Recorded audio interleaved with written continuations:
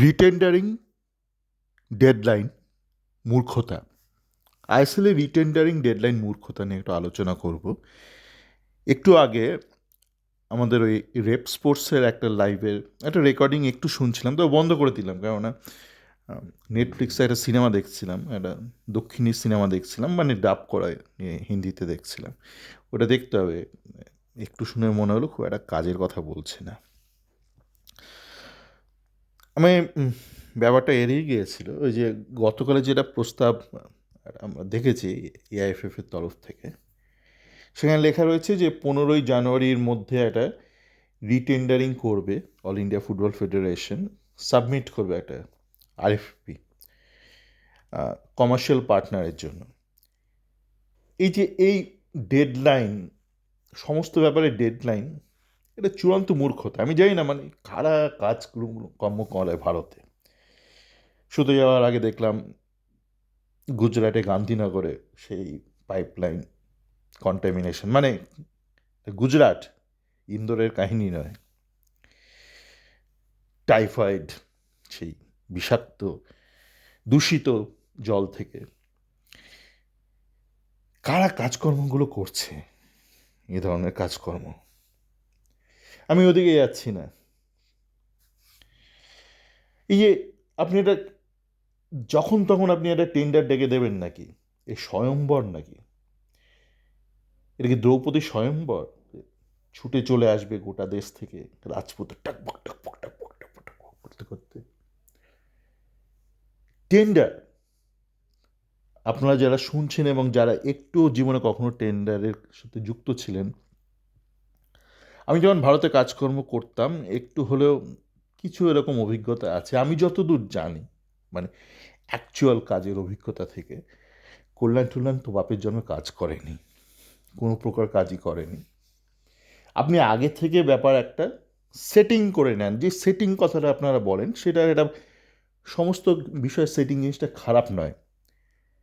আপনি কি করেন, আপনি আগে দেখে নেন তো যে আপনার আদৌ কোনো পোটেনশিয়াল কমার্শিয়াল পার্টনার আছে কি না বাজারে। আমি আগের একটা অডিও তো একটু হলেও বলেছি, যদি দেখেন অন্তত একজন আছে, তখন আপনি একটা আরএফপি ফ্লোট করেন।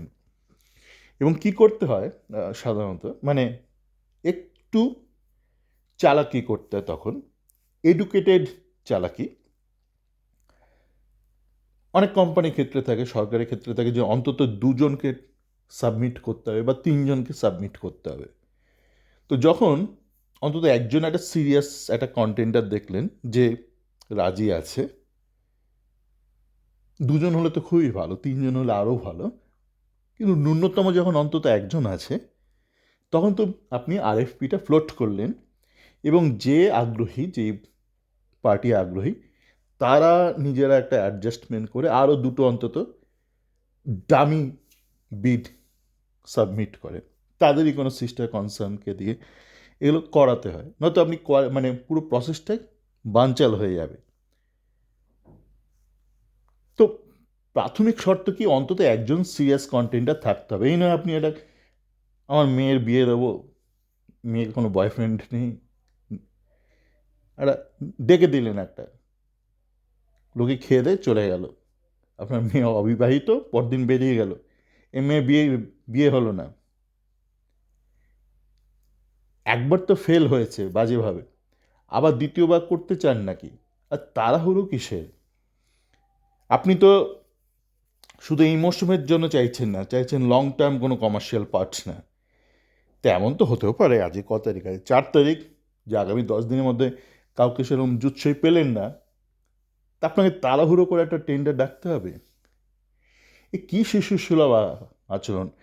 শিশু বলতে মনে পড়লো, দেখছিলাম দীঘাতে প্রচুর উড়িয়া, অবাঙ্গালি, নেপালি এরা আসছে, এবং বিশেষ করে উড়িয়াতে দেখছিলাম উড়িয়া মহিলা শিশুরা খুব উপভোগ করছে দীঘার সি বিচ। খুব সুন্দর, কিন্তু বিদেশি সি বিচের মতন খুব সাজানো গোছানো জগন্নাথ ধাম মন্দির খুব উপভোগ করছে। আর যারা দামরা কিছু পুরুষ, উড়িয়া পুরুষ, তারা বলছে সুন্দর আছি, সুন্দর আছে, পুরীর মতন আছি, পুরী পুরী অরিজিনাল, পুরী পুরী, এটাও সুন্দর আছি পুরি তো বোঝা যাচ্ছে মানে তারা স্বীকার করতে চাইছে না যে শিশু সম্পর্কে বলি যে কোনো যে কোনো বিষয়ে সেই এন্টারটেনমেন্ট, সেটা দীঘা হোক, মানে ট্যুরিজমে হোক বা ফুটবলের সমর্থক, যখন দেখবেন শিশুরা বড় সংখ্যা এগিয়ে আসছে, বুঝবেন তার একটা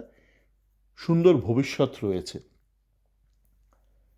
ট্যুরিজমের ক্ষেত্রেও বোঝা যাচ্ছে একটা সময় বাঙালির প্রচুর শিশু যেত পুরীতে, এখন প্রচুর অবাঙালি শিশু যাচ্ছে দীঘাতে এবং তারা উপভোগ করছে। তো এর থেকে পরিষ্কার দীঘার একটা সুন্দর একটা ভবিষ্যৎ আছে। ফুটবলের ক্ষেত্রে এইটার দিকে কিন্তু নজর রাখা উচিত যে শিশুরা আসছে কিনা খেলার মাঠে বা ফলো করছে কিনা, নয়তো বিপদ সংকেত।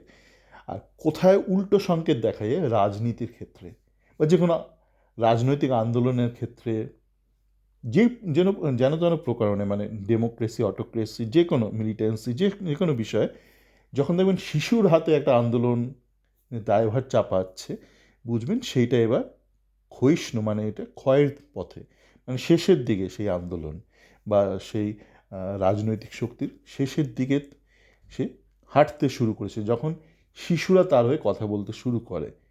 কেননা শিশুরা অবুঝ, তারা তাদেরকে ঠেলে দেওয়া হয়, মানে তাদের হাতে কোনো অপশান নেই। আর উল্টোটা মানে ফুটবল, ট্যুরিজমের ক্ষেত্রে শিশুদের অংশগ্রহণ থেকে, তাদের স্বতঃস্ফূর্ততা থেকে বোঝা যায় আগামী দিনে এই প্রজেক্টের কী ভবিষ্যৎ। তো যাকে আমরা কমার্শিয়াল টেন্ডার প্রসেসটাতে থাকি, যে কোনো বিষয়ে টিভি ব্রডকাস্টিংয়ের ব্যাপারেও তাড়াহুড়ো করাটা ঠিক হবে না। আপনার কাছে যদি থাকে তখন আপনি আপনার প্রোটোকল, যে সরকারি প্রোটোকল মেনে অল ইন্ডিয়া ফুটবল ফেডারেশনের কনস্টিটিউশন মোতাবেক আপনি একটা প্রসেস, একটা আরএপি প্রসেসের মাধ্যমে লুপটা ক্লোজ করুন। আর যদি না থাকে চুপ করে থাকুন, হইচই সবসময় করবেন না, সুলক্ষণ নয়। ভালো থাকবেন।